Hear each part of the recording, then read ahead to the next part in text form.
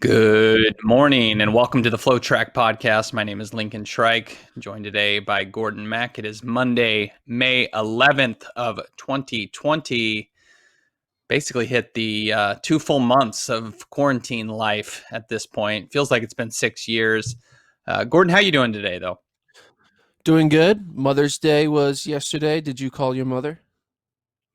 I called her on Saturday, so I I didn't did technically too. call my mom, but yeah, we're ahead of the curve. Get ahead of it. Just know that you didn't just start thinking about Mother's Day the day of. My wife is a mother, so that's kind of transitioned into being my top priority. That's the one thing. It's when you've got multiple moms in your life, it can be quite the juggling act. You got to appease your own mom, then you got your wife, and my son's too young to do Mother's Day on his own. So, I'm trying to be spread my love multiple places, but it's tough. It's like, hey, I know you're my wife and you're a good mom, but it's like you're not my mom, but you still got to take care of that too. It's just some of the things I do to sacrifice for the people in my life. But yeah, it was a good day. That's good. Yeah, my mom is actually born around Mother's Day, so I always do a little double dip where I'm like, "Happy birthday, Happy Mother's Day." So I wasn't sure when my mom was born. I just know it's around the same era, like time period. It turns out she's You don't born know May your mom's 13th. birthday? No, I always know it's around Mother's Day because Oh you just wow, remember it's around that this time. is tough, Turns dude. out it's May 13th. So I called thinking it was her birthday on May Uh, 10th.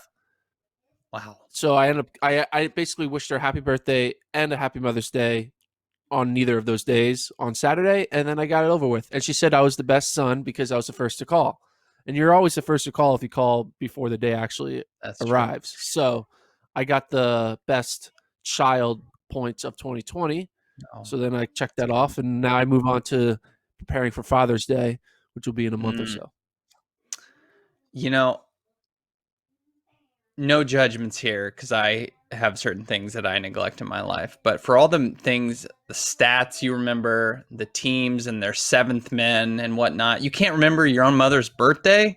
I know you got the ballpark, but you don't have the exact date down. I mean, you only I are don't even know required to my memorize you probably have I probably have 10 people in my life that I've memorized their birthday. Do you well, not have that same count? I don't know when my sister was born, my brother, my mom, or my dad. I know Do the you area. I know it's like the second or third week of a That's specific crazy to month. me. That is crazy. We just never were told to learn it. I just kind of leaned on my parents to kind of be like, oh, by the way, dad's birthday's coming up. You should give him this tie. I'm like, okay, thanks. I just never was told to learn. I don't know. I I guess it's a bad. Maybe I'm Do you know your admitting to girlfriend's something that is birthday? awful. I do. It's today. So Oh, wait, what? Are you boom. serious? Yeah, May 11th. Oh, Yeah, today well, is her that's birthday. She weird. That just was turned 30. totally Yeah. coincidental. Oh, That's wow. why birthdays are Well, on my happy mind. birthday Yeah, to yeah, yeah. her. Yes. Yeah. That's something new I learned about you, that you just kind of loosely ballpark family members' birthdays. That's a new one to me. I feel bad when I forget my friends' birthdays, but knowing there's someone out there that doesn't know their parents' birthdays, they just have a rough idea. That makes me feel a little bit better about myself. But I There we go. guess you've made it this far, only loosely knowing some people's birthdays. So I guess you're going to be okay. All right. Exactly. On today's show, we are going to talk about a variety of things. Once again, the NCAA committee has more ideas how to change the sport of track and field and cross country. I guess this one's specifically focused on cross country. We've seen these things before. Most of the time, they don't go through. This one feels a little bit different in regards to NCAA cross country. I know coaches forever and always have vouched, certain coaches in certain corners of the country have vouched for changes to NCAA cross country qualifying. People are just out on the COLA system, I guess. And this one seems like it has a real good shot to go through. We'll also talk about Oliver Hoare going professional, signing with Ray Flynn, and the mystery that we will probably solve today of Nick Willis and Adidas parting ways, and what the next stage of his career with sponsorship or not, or retirement or not, will look like. What do you want to talk about first, Gordon? I think we should talk about the NCAA qualifying.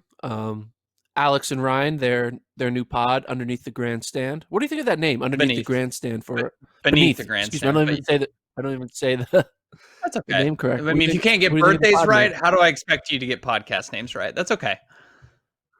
Yeah, they had a pod earlier, the most recent one with Dave Smith, Oklahoma State head coach, great friend of the pod, great friend of FloTrack. I remember a funny story with Dave Smith and you when you first worked at Flow.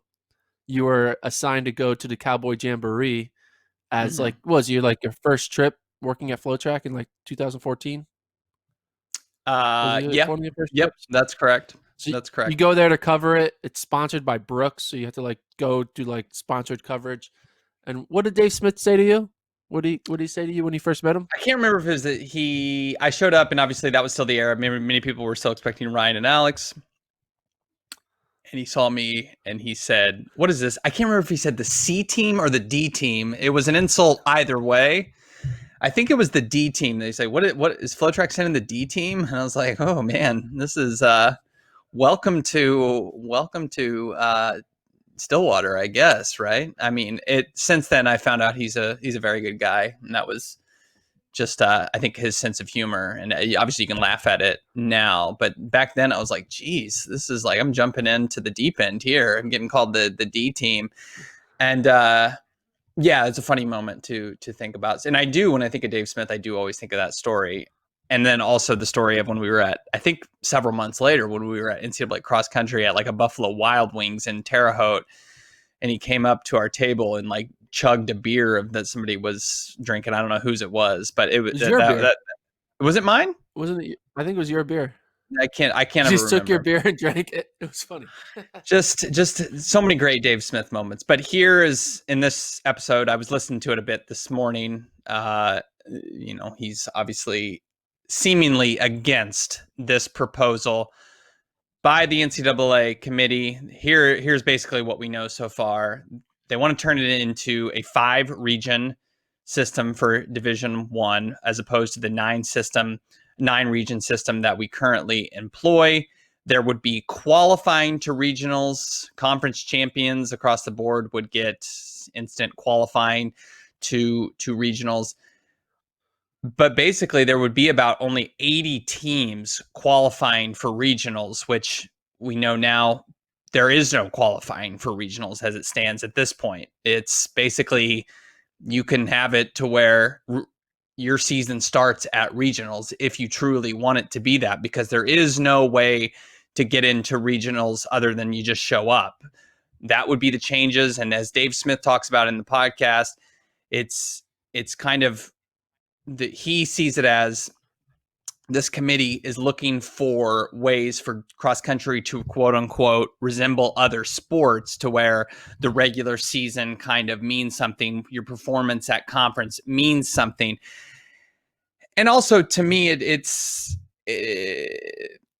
I think there's something to be said about the resembling other sports. It does seem, I think it could be seen as a little bit ludicrous that every team from Oregon all the way down to, John Smith University, that's not a real school, but you get what I'm saying, can run at the regional meet. And I see some angles there. It is a strange thing to think about it changing so dramatically. But I'm wondering, for someone like yourself who's put so much energy into thinking about the COLAS system, thinking about NCAA qualification, what are your thoughts about this? Well, my first thought is that hey, don't shit on an idea just because change. People don't like change, right? So it's Yeah, of always course. going to be like your first thought's always going to be like no, right? Because we don't want change, right? Especially if you're a coach or a team or an athlete for or the system has been working for you, right? You have your process, you have the meets you go to, and then you show up, and on a good year you can finish in top 10. On a bad year you're finishing 20th, and you just like that system, right? Because it treats you well. And so when there's change to it, you're like, ooh, does this mean I have to race more? Does this mean I have to race harder? Does this mean that I have to change something? I have to travel somewhere different?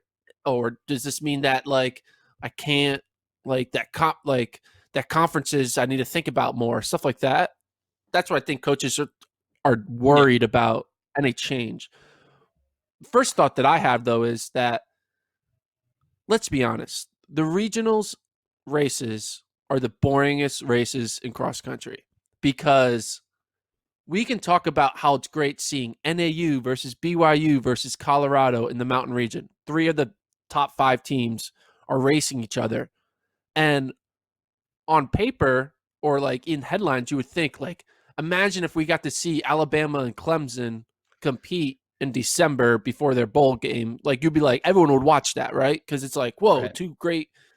The same way people really watch like the LSU Alabama game at the end of the year because it's two highly ranked teams facing each other. However, in this situation, these 3 highly ranked teams, they don't care if they win or lose, because Yeah.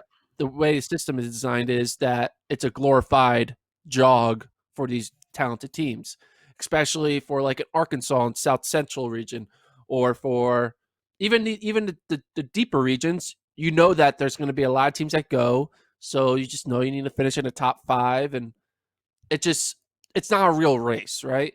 I mean, Yeah.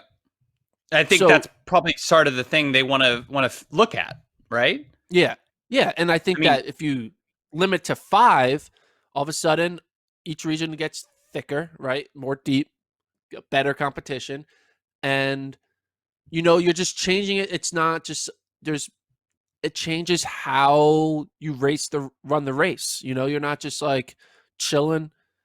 Still, if you're a really great team, you can still chill. Like NAU, I don't think it's gonna have a problem making NCAAs in the system, right. but I just think it will, add something new, and like, hey man, why not? If it doesn't work, we can switch it back. But let's try it. Yeah. Why not? That's I my tend to be thought. skeptical because there's been things like this over the years that are always coming through the woodwork, whether it was 2015 or whatever year it was when there was talk, oh, we're going to change the 1500 at NCAA Outdoors to the mile. That didn't happen. And then you can go last year where there was rumors, and maybe this is still on the board. Oh, we're going to change the men's race at NCAA cross country from 10K to 8K. Well, that hasn't happened yet. Now here's another thing, and maybe this has more momentum behind it than other things, just because we've heard coaches over the years talk about, oh, change is coming to the regional system. It hasn't happened yet, but maybe this is the final change that is actually going to take effect, because we've been hearing so much about this over the years, and it's something that kind of makes sense. But I'm a person that I'll believe it when I see it type of a thing, because there's always, I mean, literally you can maybe remind me of other examples, but every so often there's these proposed things of major changes to whether it be track and field or cross country. And then more times than not, they don't go through. And we get all up in arms about it. And then it comes down to it and we're like, oh no, it doesn't happen. Now, maybe this pandemic and time to really sit back and think about ways we want the sport to look different when it does come back. Maybe this pause button is a time when change really will take effect. But again, like I said, I'll see it when I believe it. Now, to get on to what's actually being proposed, I, I think I support it, to be honest. Now, I'm not a coach and I'm not a student athlete, and so I wouldn't be feeling the direct changes myself. But as a spectator, as an onlooker, and someone who is pretty involved in the sport, at least from a distance, I think you look at it things from like this. Let's take the South Central region. That region's a joke. Let's be honest. Arkansas and Texas have ruled that region forever, and they don't even have to remotely worry about regionals. We talk about NAU, BYU, Colorado. Sure, they're going to qualify because they're great teams, but they still have to get up and run a decently hard effort. Arkansas and Texas, forget about it. I mean, the South Central region is such a joke, and maybe you could say some teams in the Northeast as well. Let's bring in more parity and bring in more teams, and to make it to where teams are incentivized to really work hard at the conference meet. I know conference titles mean something, but I could be in support for this when you look at it as what is the worst possible outcome is that you would have drastic changes to the field at the NCAA cross country championships. I don't think you're going to see that.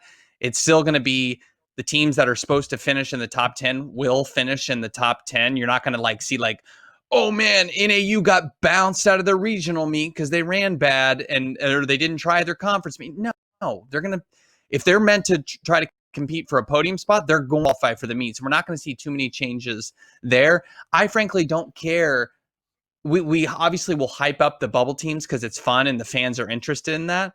But if this means the difference between Florida State making the meet and Texas making the meet, but the teams that are going to be fighting for 25th to 31st place, who cares ultimately? As far as a fan experience, that doesn't really matter. This isn't going to change who's winning national titles or who's making the podium. Of course, it's going to affect the student athletes and maybe how they race.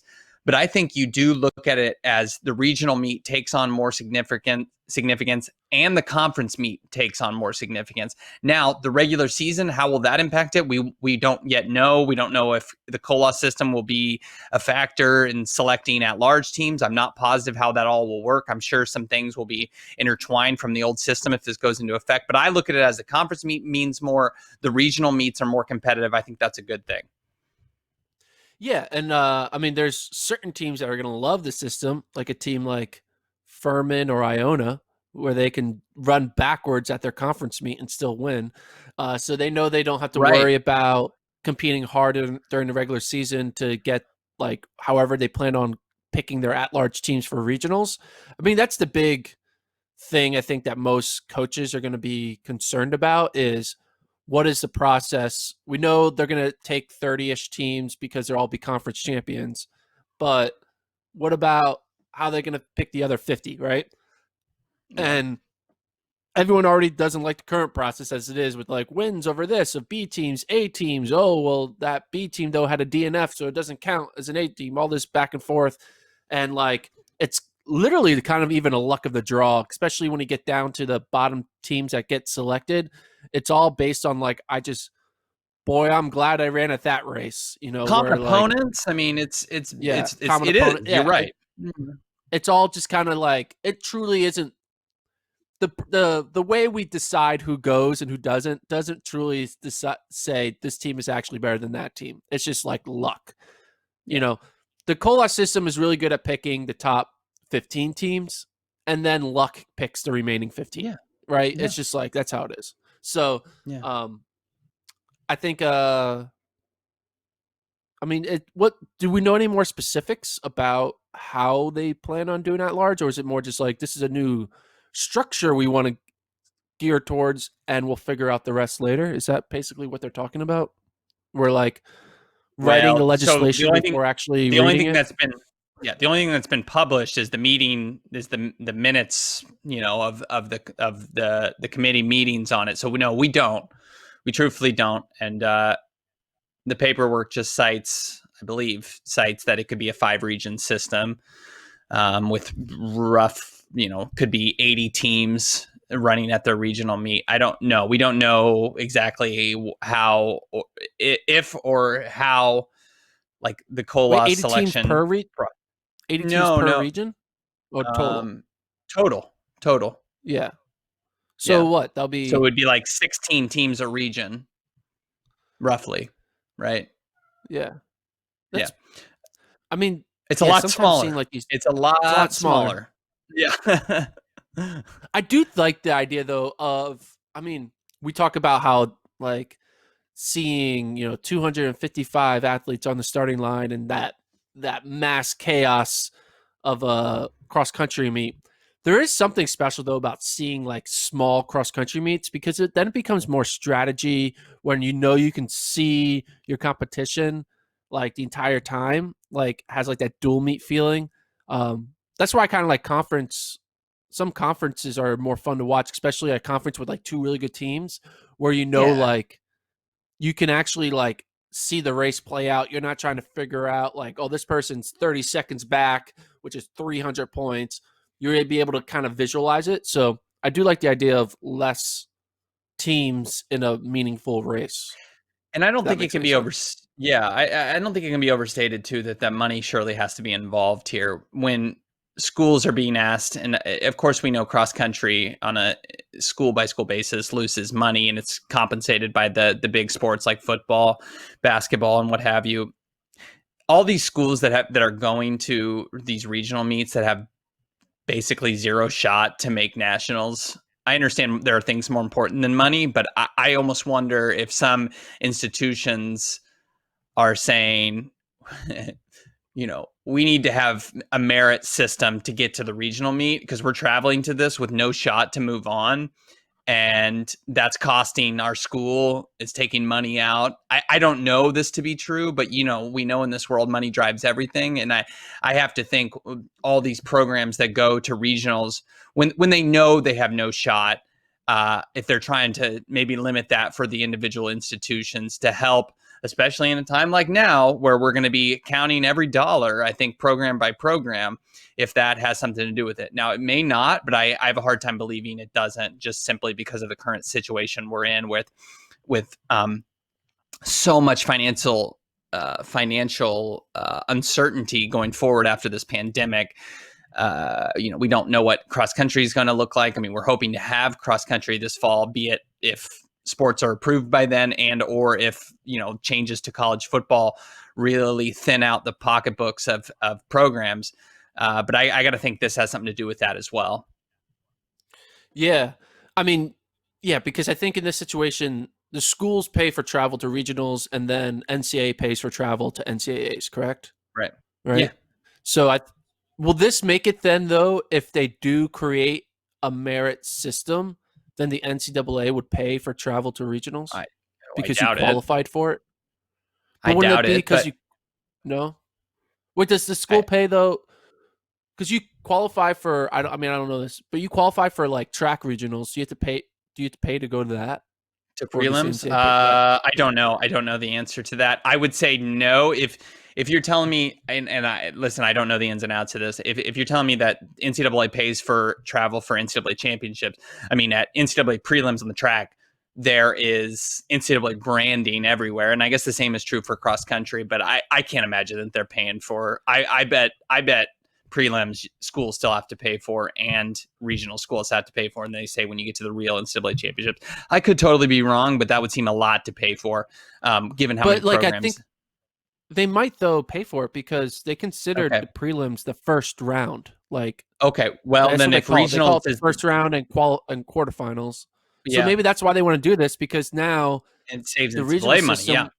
Will become the first round, so therefore when you go to it, it's paid for. Yeah, maybe that's why. Totally. If NCAA's, and definitely we see the motivation here. If that's true, we have no idea of knowing right at this instance. But if NCAA's paying for all these cross countries, literally every Division I school that wants to compete at regionals can. If that's the case, then absolutely you see the motivation behind this. Not just like what Dave Smith was saying on Ryan and Alex's podcast, that it's NCAA cross country trying to imitate other sports. This is a money thing, pure and simple. If that's the case. So I understand that even further in that instance. But I don't think we can overstate the money aspect is going to be a big driver here. When you look at, like I said, cross country, I mean, even for Oregon, like cross country is a losing venture that's made up by other sports. Like everyone loses money in cross country. It's not a spectator sport for the most part. You're not going to make money selling tickets. You're not making money selling gear. And so for cross country to continue to operate at a massive deficit, especially in these uncertain times, doesn't make a whole lot of sense. And so I could see that being the driver here. So this whole process, right? We're going to have auto qualifiers from conference champions. That takes about 30 of the 80 spots. And then the other 50 spots are going to be taken at large, right? So how do you think they would potentially pick those 50 teams? Do you think they'll do it the way they do Colas? Yeah, I was going to say they're going to go to the second place team. They'll go to the second place team and compare all the second place teams head to head. It's going to be a nightmare, first off. I mean, that's just a lot of... Well, they're not going to compare second place teams in every conference. Is that what they're going to do? Because that's not equal. The second place Pac-12 team is not the second place. But then you're going to go to regular season performance, right? I don't know, but I would assume... I mean, my assumption again would be you go to the second place team and then you say, okay, Colorado men got second. They're the top second place team in the country.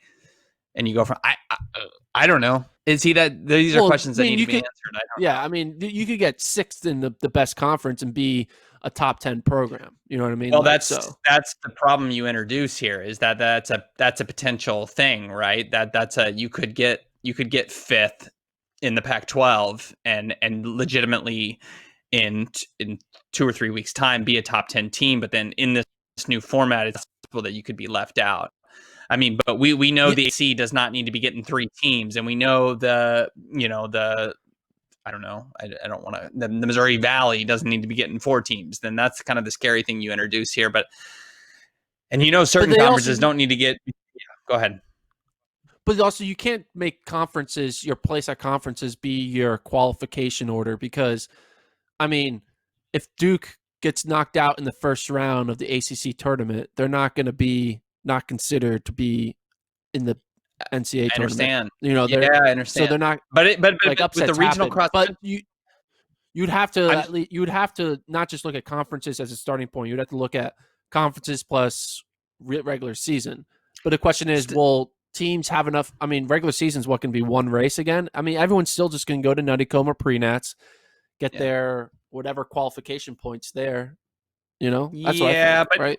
in the current regional format, of course, you still have to modestly perform. I mean, Oregon can't go to the West Regional and get 15th. Like, they, like you said, Duke can get knocked out of the first round and still have an NCAA tournament spot guaranteed. That's not necessarily the same in cross country. Like, you still have to show up at regionals right now. So that part isn't going to change. No, but I'm talking about qualifying for regionals. You can't make, it should be okay to bomb at conferences and still be a team that qualifies for regionals. That's what I'm saying. Yeah, but how many schools conferences bomb the first round? Yeah, well, I mean, it can happen, right? What if someone gets injured and Portland, they don't care about. They themselves have said we don't care about conferences, right? Didn't they? Yeah. Where they purposely don't run their best team. And maybe that starts to change. Listen, I think the biggest point, we'll wrap up and talk about other things here in the sport, is the batting average for these things being pushed all the way through the changes is pretty low, probably hitting about 150.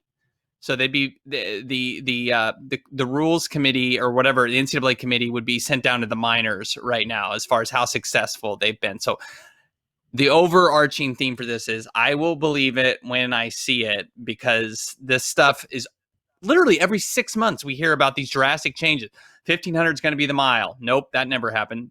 10,000 meter race. Yeah, I mean, this stuff always gets thrown out. Yeah. It's always coming out, and all it takes is a coach or somebody on this committee to propose something, and they can say every shot putter also has to throw with their offhand, and we'll be like, oh my God, that's going to happen. And then it never happens because, whatever, the cooler heads prevail. So maybe this goes through. I think since there's no track or obviously, nothing going on, we have more time to speculate on this stuff. So it seems more present. And I don't know that to be 100% the case, but I think that is. I'll believe this when I see it.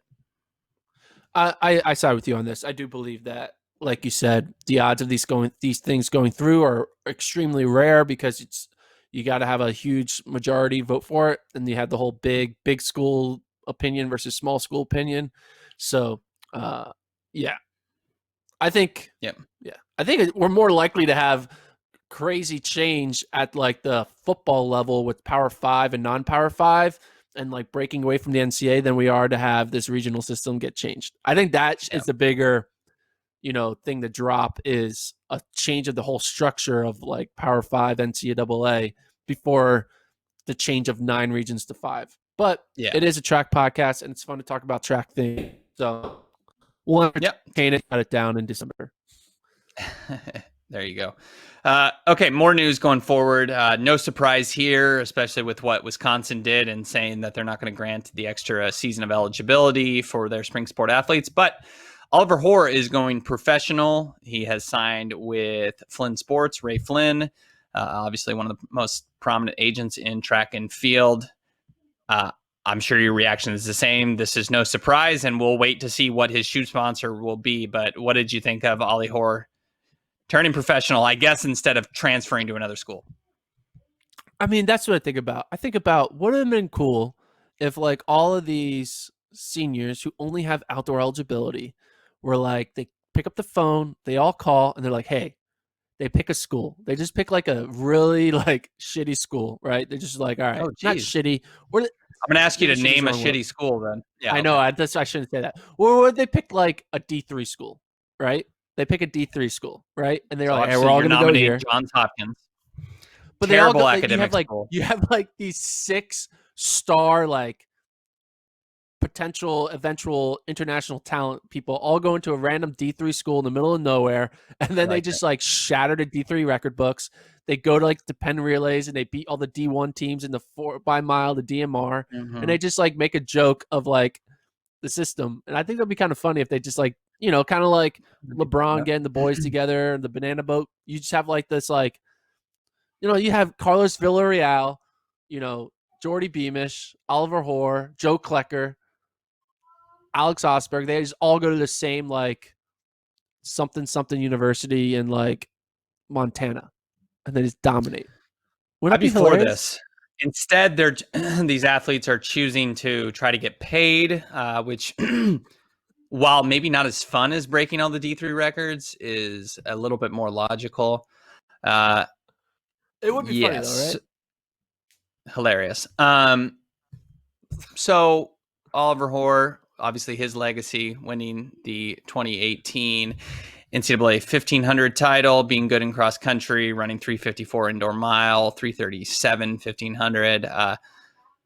What do we think happens So with him? Do you think it's a Morgan McDonald situation? We know he's an Aussie, of course. Do we think he's going to stay yeah, with Mick and train in Madison? I think he'll stay with Mick. I think he'll do a Morgan McDonald move. I think he'll probably sign with Under Armour. No. I do think though, back to my crazy theory of people transferring for the crazy 8th year of eligibility. So right now, the only like notable like seniors who only had outdoor eligibility left was like Fiona O'Keefe of Stanford and Alex Osberg of Stanford. Alex All Osberg went to transferred. North Carolina. Fiona O'Keefe went to New Mexico. Are there any other like big name only had outdoor eligibility that are still debating whether or not to go pro? Because like all this news of Danny Jones going pro, Joe Klecker, Oliver Hoare, Alicia Monson, it's all kind of like, yeah, okay, it makes sense. Like you're done with school. You're just Tyler gonna Day get still paid. had outdoor, right? Tyler Day had outdoor, correct? Tyler Day had outdoor left. So So we're waiting he on hasn't his gone. announcement. I guess Tyler Day. Jordy Beamish is another one. I Yeah, guess the two NAU guys.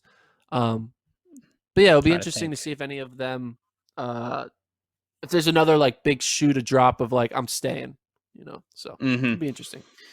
Anyway, Well, we haven't really had that other than no athlete has been like, I'm staying put. It's either I'm going professional or I'm transferring. I mean, I know there are athletes that are staying put, but as far as these big names from Jones, Monson, Hoare, the Stanford athletes, and then now to Oliver Hoare, I mean, we haven't seen anybody like, I mean, I guess you don't announce anything when your situation stays the same. You're not, hey, I'm staying here. Like I don't know. Maybe we won't see that from Tyler Day. I have no idea. But I could see him going pro.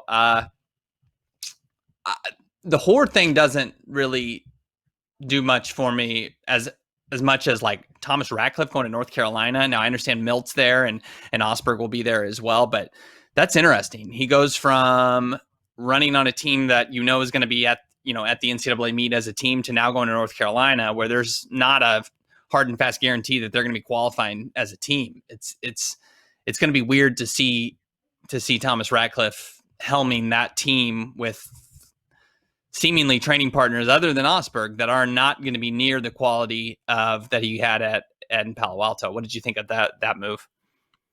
yeah, I mean, the move made sense. I do think that this is something that Milt needed. I mean, this is kind of like the pandemic has been like the best like what's a program starter for Milt that you could have ever asked for. I know it sounds Jeez. awful to say, but you know what I'm saying is like it created an opportunity for like there to be an influx of 5th-year transfers to kind of kickstart the program, because sometimes you need to have like that year of like or year and a half of just the younger guys seeing how the legit guys do it, and then that kind of like success breeds success. And I do think that the presence of Osberg and Ratcliffe and some of these Ivy League transfers that they got, like Connor Lundy, who's, a Yeah. strong sub 14 guy. I think the presence of those guys, the freshmen and sophomores are going to see that and be like, they put on pairs of pants the same way I do, one leg at a time. Maybe if I just do the training that they do, I can become, maybe in their time, like an 8 flat 3K guy. And then these 8 flat 3K guys are encouraging the next generation to become 750 3K guys. And then it Yeah. transfers. And then that's how Milt builds a program. So I think Does Ratcliffe? the Yeah, go ahead. Ratcliffe has a lot of eligibility. Like No, I was going to ask me, does technically, he finally figure out cross country nationals? He hasn't quite done that yet. He bombed last year. Is this the catalyst for him running well at NCAA cross? I mean, dare I say it? What? It's May 11th, 2020. Ratcliffe could win. He could win cross. He has the Be talent. quite the story, going from 183rd to first. That'd be quite the move. I mean, Connor Mance is hurt, right? Isai Rodriguez banged up. I mean, well, there's a JUCO guy coming in. Yeah. There's a JUCO guy coming in, Wesley Bagura, going to Iowa State, who will be good. But like, I mean, Ratcliffe is a legit guy. He was, people forget, literally less than a year ago, he was third in a 5K behind Fisher and McDonald. So he beat Edwin Kurgat in that 5K. And Ratcliffe had a strong cross-country season up until, the final race. But a lot of people had bad races. I mean, Luis Grijalva finished 50th, but then Luis Grijalva goes on to run 740 something. So, people have bad days. I do think Thomas Ratcliffe could be potentially not just like, a top 10 guy. He could win. I don't think it's crazy to think Thomas Ratcliffe could win. He's back with his coach. I wouldn't go that far, but we'll see. We'll see. Why would you go that far?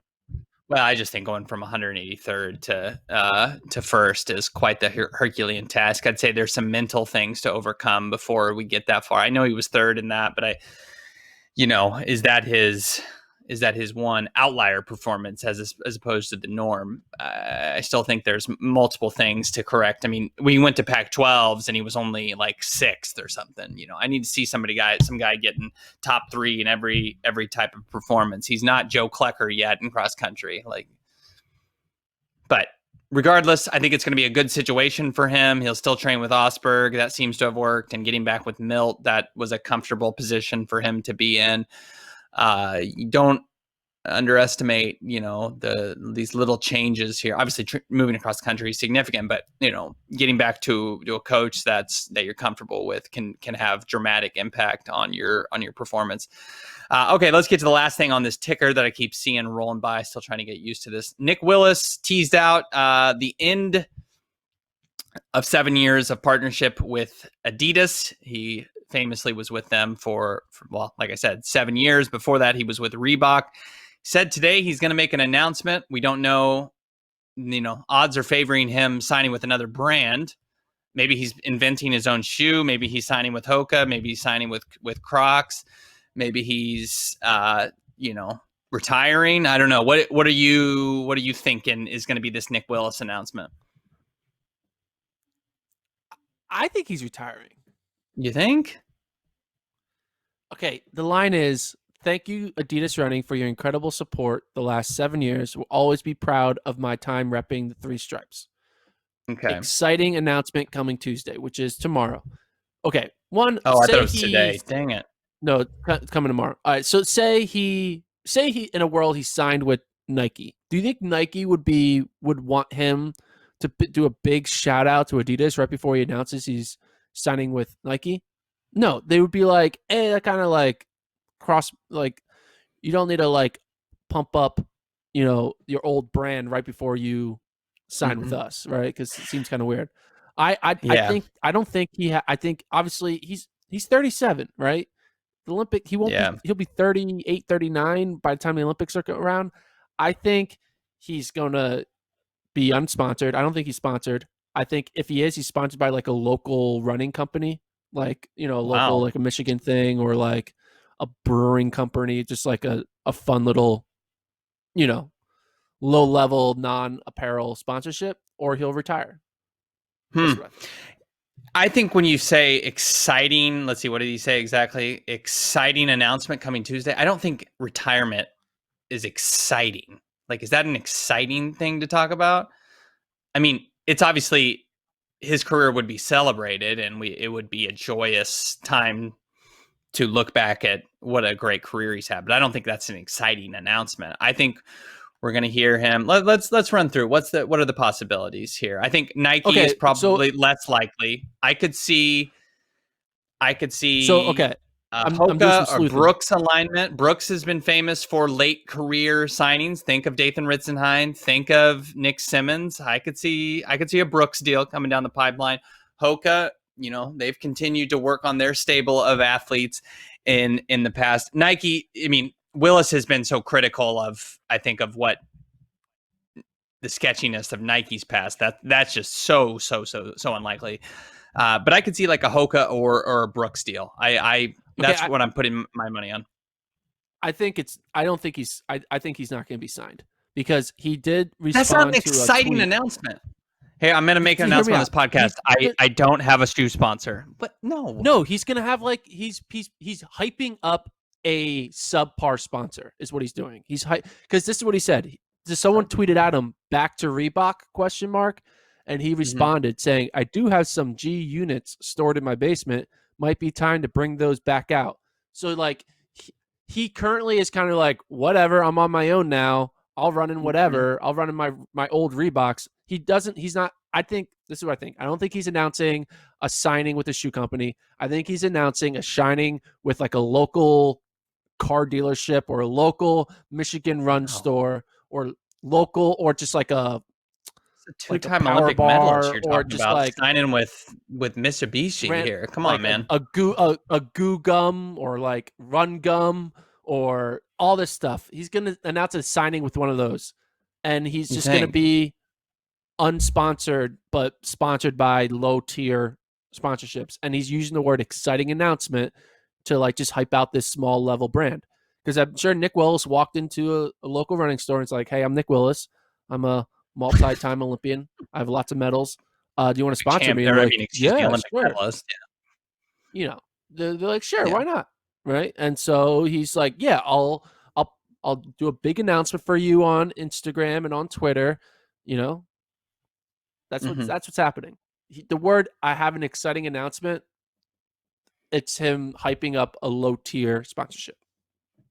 I don't think so. That's what I think. Brooks or Hoka, man. Brooks or Hoka. I'm telling you, that's it.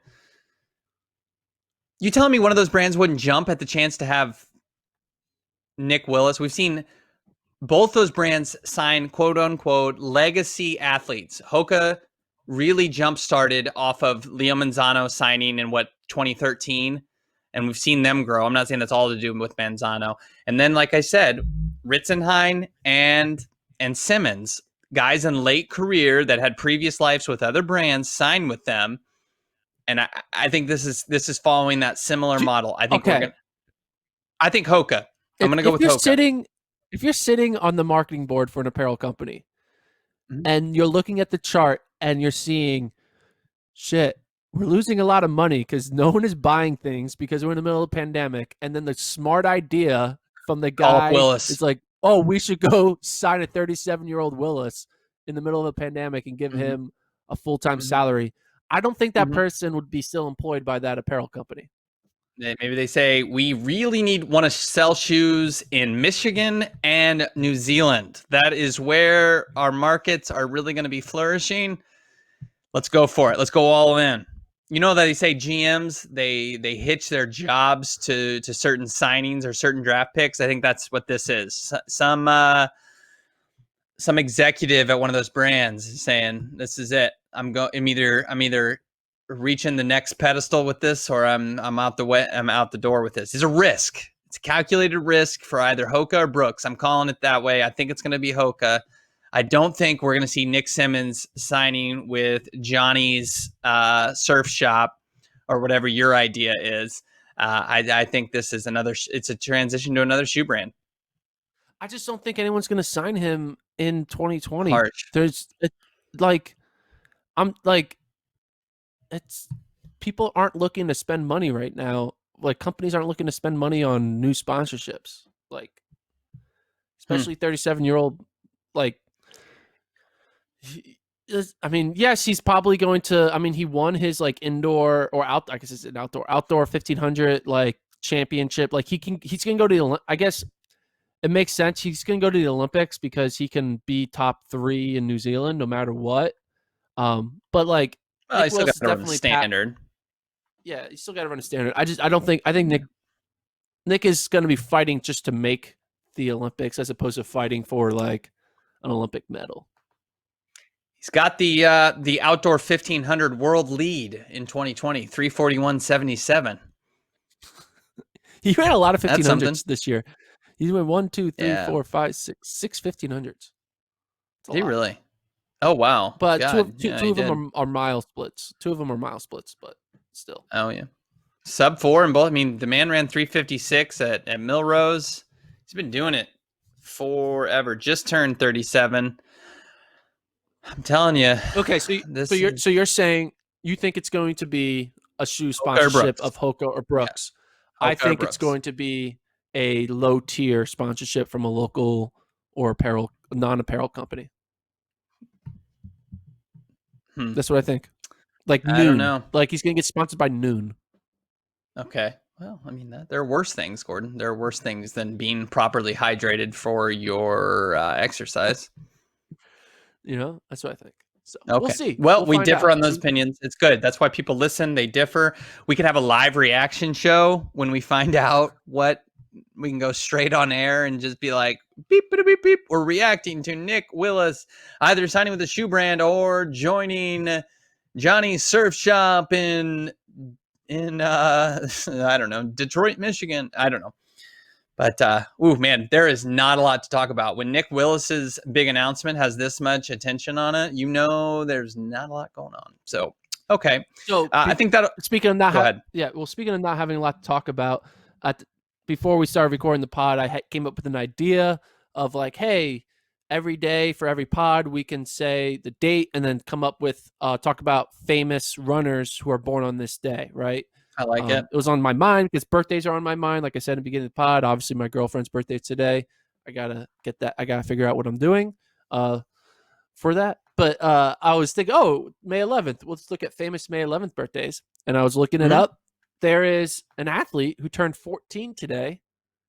They were born in 2006, and they have a Tilla Zapagia account, even though they've never run a single race on Fast Enough. But this person is, who do you think turned 14 today that would have like that would have a Tilla Zapagia account? For those who don't know, Tilla Zapagia is like this database for all track and field that a lot of media people use to figure out historical results and stuff like that.